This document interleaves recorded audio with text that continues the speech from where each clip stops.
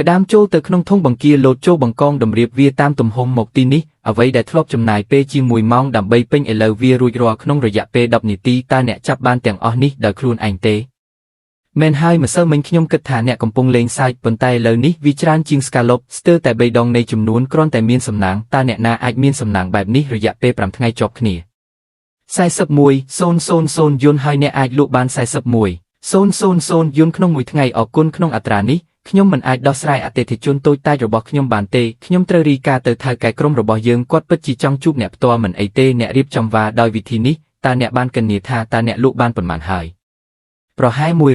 150,000 យួន5ថ្ងៃ150,000 យួនតើអ្នកដឹងទេទុកនេសាទក្នុងស្រុករកបានត្រឹមតែប៉ុន្មានក្នុងមួយខែប៉ុណ្ណោះតើក្មេងនេះជាអ្វីមានក្តាមវ័យក្មេងមួយក្រុមធំនៅក្នុងចម្ងាយ300ម៉ែត្រខាងមុខទម្ងន់ប្រហែល380 ជីនដែលមានគុណភាពល្អក្តាមវ័យក្មេងទាំងឡាយសូមមកទីនេះអ្នកទាំងអស់គ្នាចូលក្នុងទ្រុងក្តាមលំដាប់ខ្ពស់ចំនួន380ក្បាលទុក10គ្រឿងមិនអាចចាប់បានច្រើនយ៉ាងនេះក្នុងមួយថ្ងៃមុននោះទេសមត្ថភាពរបស់កម្រិតទី2គឺល្អជាងកម្រិតទី1ឆ្ងាយណាស់ក្តាមលំដាប់ខ្ពស់ចំនួន380ក្បាលបូករួមទាំងត្រីអាប៉ាឡូននិងបង្កងសរុបចំនួន87,000 ក្បាលនៅថ្ងៃនេះលីយានខ្ញុំបានប្រកបអាជីវកម្មនេះអស់រយៈពេល8ឆ្នាំមកហើយនេះជាលើកដំបូងដែលខ្ញុំបានឃើញនរណាម្នាក់ផលិតបានច្រើនយ៉ាងនេះក្នុងមួយថ្ងៃប្រាប់ខ្ញុំដោយស្មោះត្រង់តើអ្នកទទួលបានទ្រព្យសម្បត្តិខ្លះទេប្រហែលជាមានច្រើនជាងនេះនៅថ្ងៃស្អែកយកព្រមខ្ញុំនឹងយកឡានដឹកទំនិញត្រជាក់2គ្រឿងទៀតមកថ្ងៃស្អែកប្រាក់ចំណេញសរុបពីការស្តុកទុកឡើងវិញគឺ1,980,000 ស្ទើរតែ200,000នៅពេលដែលយើងមានទូកដើម្បីទៅសមុទ្រជ្រៅសមត្ថភាពផលិតអាចកើនឡើងទ្វេដងប្រាប់ខ្ញុំបងប្រុសលីនខ្ញុំឈ្មោះសៀវចៅមកពីកម្រិតស្ដេចនៃកំពង់ផែខ្ញុំមិនមានអំណាចដូចអ្នកកាលពីលើកមុនទេកុំប្រកាន់ខ្ញុំបង្ហើរសូមឲ្យខ្ញុំប្រាប់អ្នកថាប្រសិនបើអ្នកមានទំនិញណាមួយដែលអ្នកចង់លក់នាពេលអនាគតទំនិញកម្រិតស្ដេចរបស់យើងតែងតែបើកចំហសម្រាប់ការទិញហើយយើងពិតជានឹងផ្ដល់ជូនអ្នកនៅតម្លៃខ្ពស់បំផុតមិនចាំបាច់ទេឥឡូវនេះអ្នកដឹងហើយថាត្រូវហៅខ្ញុំថាបងលីនតើអ្នកនៅឯណាពីមុនវ៉ាងហាវពិតជាកំពុងអន្ទះសារអតិថិជនរបស់គាត់ទាំងអស់បានចាក់ចេញទៅហើយគាត់មិនអាចតាក់ទងជាមួយខ្ញុំទៀតទេគាត់នឹងមិនគ្រាន់តែទុកវាចោលទេខ្ញុំត្រូវទិញទូកនេះឲ្យបានឆាប់កាលណាយើងទៅសមុទ្រជ្រៅកាន់តែឆាប់វានឹងកាន់តែមានសុវត្ថិភាពយុវជនឲ្យអ្នកចាប់អារម្មណ៍នឹងទូកនេះមែនទេម៉ាស៊ីនយ៉ាងម៉េចដែរវាត្រូវបានជួសជុលពីរបីដងម៉ាស៊ីនម៉ាស៊ូតបានទទួលការជួសជុលធំមួយកាលពីឆ្នាំមុនដោយបានជំនួសពីស្ទង់ថ្មីវាដំណើរការល្អឥតខ្ចោះ3ដងប្រព័ន្ធទូទឹកក៏ដំណើរការល្អហើយ Gips និងឧបករណ៍រកត្រីត្រូវបានដំឡើងកាលពី2ឆ្នាំមុនពួកវាដំណើរការល្អសូមឲ្យខ្ញុំបញ្ឆេះវា300,000ខ្ញុំនឹងផ្ទេរវាទៅអ្នកឥឡូវនេះយល់ព្រមវាលឿនគ្រប់គ្រាន់ហើយខ្ញុំនឹងធ្វើឯកសារឲ្យអ្នកក្នុងរយៈពេល3ថ្ងៃខ្ញុំធានាថាវានឹងរួចរាល់ទីបំផុតខ្ញុំមានទូកផ្ទាល់ខ្លួនហើយខ្ញុំនឹងចេញដំណើរទៅកាន់សមុទ្រជ្រៅក្នុងរយៈពេល3ថ្ងៃលីនយាននឹងចេញទៅសមុទ្រលឿនម្លេះ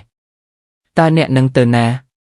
ពូលីខ្ញុំនឹងធ្វើដំណើរដ៏វែងឆ្ងាយដើម្បីពិនិត្យមើលអ្វីមួយដែលនៅចម្ងាយ20ម៉ាយសមុទ្រ20ម៉ាយសមុទ្រតើអ្នកនឹងទៅតែម្នាក់ឯងទេទឹកជ្រៅហើយរលកធំនៅទីនោះហើយមានចរន្តទឹកនាពេលថ្មីនេះវាមានគ្រោះថ្នាក់ពេកពូលីកុំបារម្ភអីខ្ញុំនឹងជូនអ្នកនៅភេសជ្ជៈពីរបីពេលខ្ញុំត្រឡប់មកវិញក្មេងនេះក្លាហានពេកគោលដៅបានបញ្ជាក់ហ្វូងត្រីក្អែកលឿងព្រៃធំចំនួនប្រហែល260ក្បាលអត្រាសុំ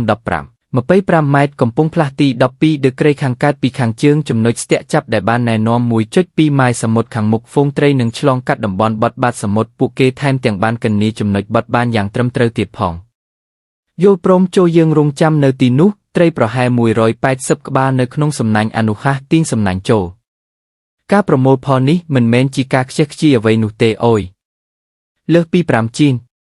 គ្រាន់តែត្រីមួយក្បាលនេះអាចលក់បានយ៉ាងហោចណាស់4ឬ5,000ក្បាលត្រីជាង180ក្បាលជីមសំបីជីនក្នុងមួយក្បាលគឺជាង500ជីនសំបីតែក្នុងតម្លៃទាបបំផុត800ក្បាលក្នុងមួយជីនក៏វាលើសពី400,000ក្បាលដែរជាង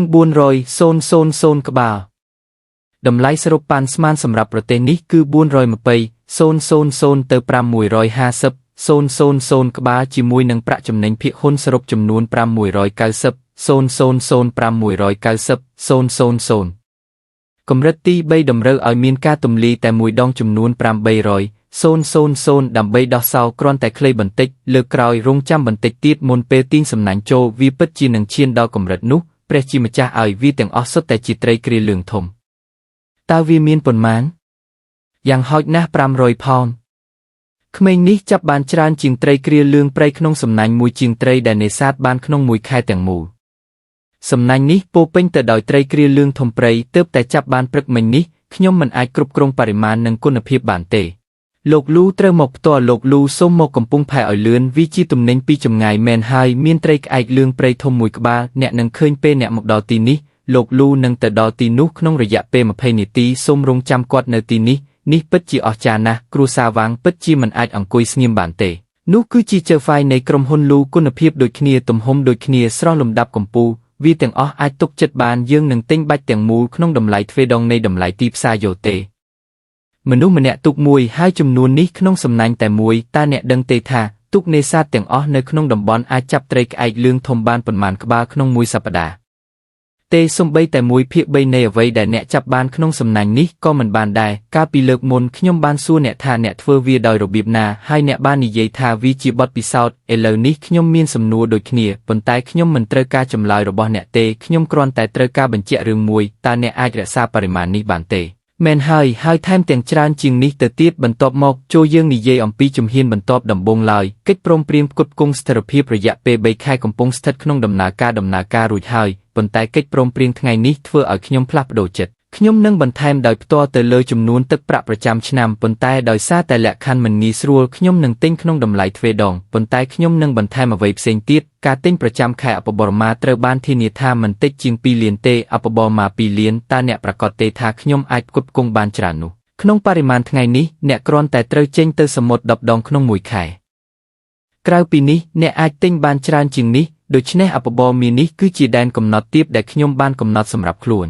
ខ្ញុំមិនមែនជាសម្ពាធសម្រាប់អ្នកទេខ្ញុំនឹងចុះហត្ថលេខារីករាយនឹងកិច្ចសហប្រតិបត្តិការតើអ្នកមានផែនការអ្វីខ្លះសម្រាប់អនាគតតើអ្នកនឹងបន្តធ្វើវាទាំងអស់ដោយខ្លួនឯងទេវាគ្រប់គ្រាន់សម្រាប់ពេលនេះនៅពេលដែលមាត្រដ្ឋានមានទំហំធំល្មមអ្នកប្រហែលជាត្រូវការជំនួយប្រាប់ខ្ញុំនៅពេលដែលអ្នកត្រូវការមនុស្សហើយខ្ញុំអាចណែនាំអ្នកដែលអាចទុកចិត្តបានមានរឿងមួយទៀតដែលខ្ញុំត្រូវរំលឹកអ្នកត្រូវយកចិត្តទុកដាក់បន្ថែមទៀតចំពោះគ្រួសារវងអ្នកធ្លាប់ពើអំពីពួកគេទេលោកវងឌីបៀវបានប្រកបអាជីវកម្មអាហារសមុទ្រក្នុងស្រុកអស់រយៈពេលជាង20ឆ្នាំមកហើយបណ្ដាញទំនាក់ទំនងនិងអតិថិជនរបស់គាត់គឺជ្រៅជាងអ្វីដែលអ្នកគិតទៅទៀតអ្នកមិនត្រឹមតែប្លន់លោកវងហៅនិងអតិថិជនមួយចំនួនតូចរបស់គាត់ប៉ុណ្ណោះទេអ្នកកំពុងធ្វើឲ្យខូចដល់គ្រឹះនៃខ្សែសង្វាក់ផ្គត់ផ្គង់ទាំងមូលរបស់គ្រួសារវងមនុស្សទាំងនេះនឹងមិនគ្រាន់តែឈរមើលអ្នករីកចម្រើននោះទេខ្ញុំដឹងប៉ុន្តែខ្ញុំមិនខ្លាចទេខ្ញុំមិនប្រាប់អ្នកឲ្យខ្លាចទេប៉ុន្តែត្រូវរៀបចំអ្នកជាមុនមិនថាវាជាភស្តុភារកម្ម Channel ឬកម្លាំងពលកម្មទេអ្នកអាចមករកខ្ញុំជាមួយនឹងបញ្ហាណាមួយកុំព្យាយាមដោះស្រាយអ្វីគ្រប់យ៉ាងតែម្នាក់ឯងយល់ព្រមអរគុណខ្ញុំនឹងឲ្យយ៉ាវម៉េនជូនដំណឹងដល់អ្នកអំពីការដឹកជញ្ជូនទំនិញរាប់ម៉ឺនមុខនៅថ្ងៃនេះដោយវិធីនេះបន្ទាប់ពីការផ្គត់ផ្គង់មានស្ថិរភាពរយៈពេល3ខែកិច្ចព្រមព្រៀងផ្ដាច់មុខប្រចាំឆ្នាំនឹងចូលជាធំមានជាផ្លូវការកុំខ្ជះខ្ជាយប្រាក់ដែលអ្នកទើបតែរកបានប្រព័ន្ធអាចធានាវាបានប៉ុន្តែតំបន់ទឹកនោះប្រព័ន្ធបង្ហាញពីសត្វក្រៀលធំប្រសិនបើវាជាអធិរាជឆៃខនតម្លៃប៉ាន់ស្មាននៃការបំពេញបន្ថែមតែមួយអាចលើសពី800,000ដែលគ្រប់គ្រាន់ដើម្បីចាប់ផ្ដើមបេសកកម្មកម្រិត3ប៉ុន្តែតំបន់ទឹកនោះមានកេរ្តិ៍ឈ្មោះមិនល្អប្រព័ន្ធនេះអាចផ្ដល់ឲ្យខ្ញុំនៅទីតាំងនិងជម្រៅត្រឹមត្រូវទៅនឹងម៉ែត្រប៉ុន្តែទិសដៅនៃចរន្តទឹកក្រោមគឺមិនប្រាកដប្រជាទេប្រព័ន្ធអាចដេញតាមសត្វតែប៉ុណ្ណោះមិនមែនចរន្តទឹកទេ35ម៉ាយសមុទ្រខ្ញុំនឹងនៅទីនោះនៅព្រឹកស្អែកប្រាប់ខ្ញុំផងខ្ញុំមានសំណួរមួយសម្រាប់អ្នកតើអ្នកធ្លាប់ទៅតំបន់ទឹកជ្រៅនោះនៅភាគនិរតីទេតំបន់ទឹកជ្រៅនៅភាគនិរតីតើអ្នកកំពុងធ្វើអ្វីនៅទីនោះខ្ញុំចង់ដឹងអំពីវាលីនយានអ្នកមិនអាចទៅទីនោះបានទេកាលខ្ញុំនៅក្មេងមានទូក2គ្រឿងបានទៅទីនោះមួយបានក្រឡាប់ហើយមនុស្ស3នាក់មិនបានត្រឡប់មកវិញទេមួយទៀតបានរួចជីវិតប៉ុន្តែសម្បកទូកត្រូវបានថ្មកោះពាក់កណ្ដាលហើយវាស្ទើរតែលិចចរន្តទឹកនៅទីនោះមិនអាចទីទុកជាមុនបានទេពួកគេអាចផ្លាស់ប្ដូរទីដោយភ្លាមថ្ងៃនេះវាអាចនឹងរុញទៅទីខាងកើតថ្ងៃស្អែកវាអាចនឹងកើនឡើងផ្ទៃទឹកអាចមើលទៅស្ងប់ស្ងាត់ប៉ុន្តែទឹកនៅខាងក្រោមអាចរុញទូកទល់នឹងថ្មតើមាននរណាម្នាក់បានរកឃើញលំនាំនេះទេលំនាំអ្វីសមុទ្រនោះធំពេកចរន្តទឹកមិនអាចទីទុកជាមុនបានមនុស្សជំនាន់មុននិយាយថាក្នុងចំណោមទូក10គ្រឿងដែលចូលមាន9គ្រឿងមិនត្រឡប់មកវិញទេលីនយានកុំធ្វេសប្រហែសអីទីបំផុតអ្នកចាប់ផ្ដើមធ្វើបានល្អហើយកុំប្រថុយជីវិតដើម្បីលុយអីពូលីកុំបារម្ភអីខ្ញុំគ្រាន់តែសួរប៉ុណ្ណោះចៅហ្វាយលីនចេញទៅសមុទ្រទៀតមែនទេខ្ញុំហៅថាលោកកំពុងសាកសួរអំពីទឹកជ្រៅនៃភាគនិរតីលីនយានលោកឈួតហើយឬនៅតើកន្លែងនោះស័ក្តិសមសម្រាប់មនុស្សទេ តើលោកសុខចិត្តប្រថុយជីវិតដើម្បីលុយទេព្រះមហាក្សត្រតើលោករវល់ពេកក្នុងការខ្វល់ខ្វាយពីកន្លែងដែលខ្ញុំនឹងទៅមែនទេខ្ញុំគ្រាន់តែព្រួយបារម្ភព្រោះខ្ញុំចង់ឃើញលោកធ្វើជាមនុស្សល្ងង់លោកគិតថាលោកអាចគេចផុតពីអ្វីគ្រប់យ៉ាងបានដោយសារតែលោកបានជិះទូកកម្សាន្តសូមប្រាប់លោកថាមានមនុស្សតិចណាស់ដែលធ្លាប់ទៅទីនោះប្រសិនបើលោកពិតជាទៅមែនវានឹងជួយសង្គ្រោះខ្ញុំពីការជួបលោកនៅកំពង់ផែជារៀងរាល់ថ្ងៃព្រះមហាក្សត្រតើលោកចង់មានន័យយ៉ាងណាលោកសង្ឃឹមថាខ្ញុំមិនត្រឡប់មកវិញទេព្រោះប្រសិនបើមានអ្វីកើតឡើងនៅសមុទ្រលោកនឹងក្លាយជាមនុស្សដំបូងគេដែលត្រូវស៊ើបអង្កេតលោកកំពុងនិយាយអ្វីមិនសមហេតុផលខ្ញុំគ្រាន់តែព្រមានលោកថាកន្លែងនេះមានគ្រោះថ្នាក់មនុស្សគ្រប់គ្នាស្គាល់សមុទ្រនេះល្អណាស់ដែលលោកដឹងថាតើខ្ញុំទៅឬអត់គឺជារឿងរបស់ខ្ញុំលោកគួរតែផ្ដោតលើរឿងផ្ទាល់ខ្លួនរបស់លោកខ្ញុំមើលថាលោកបានបាត់បង់អតិថិជន2នាក់ទៀតនៅខែនេះមិនអីទេបន្តទៅខ្ញុំសង្ឃឹមថាលោក